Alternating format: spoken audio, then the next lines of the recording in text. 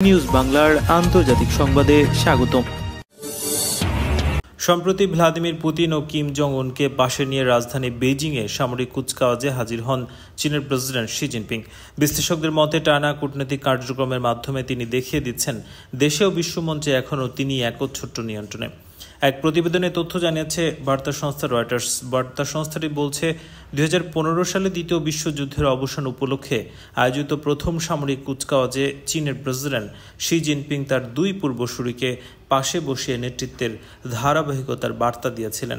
এক দশক পর তৃতীয় মেয়াদে ক্ষমতায় থেকে দেশ চেয়ে তার বিরোধীদের সরিয়ে দিতে গত বুধবার 80তম বার্ষিকীর কুচকাওয়াজে তার পাশে ছিলেন রাশিয়ার প্রেসিডেন্ট ভ্লাদিমির পুতিন ও উত্তর কোরিয়ার নেতা কিম জং উন। বিদেশি অতিথিদের মাঝে বসানো হয়েছিল চীনা কমিউনিস্ট পার্টির শীর্ষ নেতাদেরও। কুচকাওয়াজের আগে শি জিনপিং অংশ নেন সাংহাই কোঅপারেশন অর্গানাইজেশনের শীর্ষ সম্মেলনে। সেখানে ভারতের প্রধানমন্ত্রী নরেন্দ্র মোদীর সঙ্গে তার বৈঠক হয়। এর আগে তিনি তিব্বত সফর করেছেন, আর এটি ছিল বিরল ঘটনা। বিশ্লেষকরা বলছেন প্রেসিডেন্ট শি জিনপিং এর বয়স এখন 72। তার এই বয়স ও উত্তরসূরি প্রসঙ্গ নিয়ে যে জল্পনা তৈরি হয়েছে টানা কূটনৈতিক কর্মকাণ্ডের মাধ্যমে তা খানিকটা প্রশমিত হয়। একই সঙ্গে দেশের অর্থনৈতিক মন্থরতার চাপ থেকেও মনোযোগ সরিয়ে দিতে পেরেছেন জিনপিং। বেজিংয়ের তিয়ানআনমেন স্কোয়ারে মঞ্চে উঠতে গিয়ে শি জিনপিং ও পুতিনকে অঙ্গ প্রতিস্থাপন ও মানুষ 150 বছর পর্যন্ত বাঁচতে পারে কিনা তা নিয়ে আলাপ করতে শোনা যায়।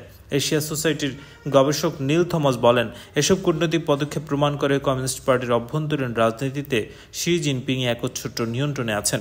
পূর্বসূরিদের মতো প্রবৃদ্ধি দিয়ে বৈধতা অর্জন সম্ভব না হওয়ায় তিনি জাতীয়তাবাদকে সামনে আনছেন। শি জিনপিং এবার উপস্থিত হয়েছিলেন ধূসর মাউস্যুট পরে, যা তার পাকা চুলের সঙ্গে মিলিয়ে এক প্রবীণ রাষ্ট্রনায়কের ইমেজ তৈরি করে। পাশে থাকা নেতাদের কালো স্যুট কিংবা এক দশক আগের তার নিজের কালো পোশাকের সঙ্গে এর ছিল তীব্র বৈপরীত্য। অন্যদিকে প্রধানমন্ত্রী লি চিয়াংয়ের ভূমিকা সীমিত হয়ে গেছে।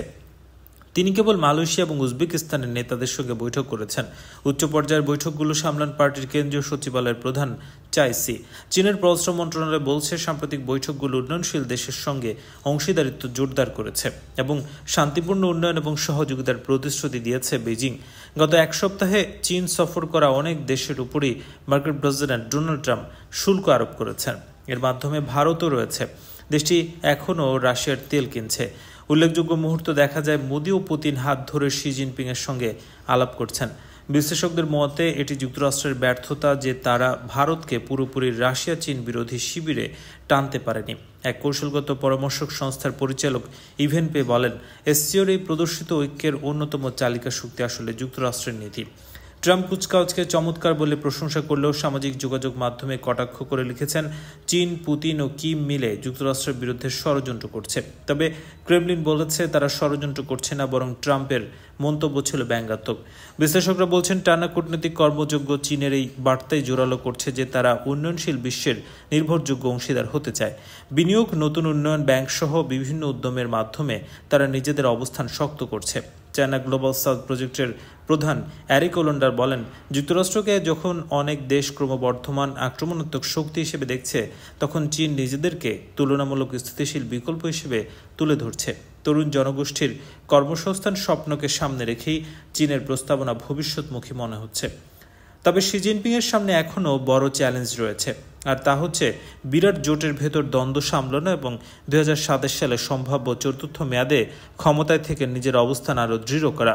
চীনের দীর্ঘদিনের নীতি, সীমান্ত বিরোধ ও ভর্তুকি দিয়ে সস্তা পণ্য রপ্তানি, এসব বিষয়ে বিশ্বমঞ্চে দ্বন্দ্ব বাড়িয়ে চলবে, আর ভারতের সঙ্গে তার টানাপোড়েন এক বৈঠকেই মিটে যাবে না।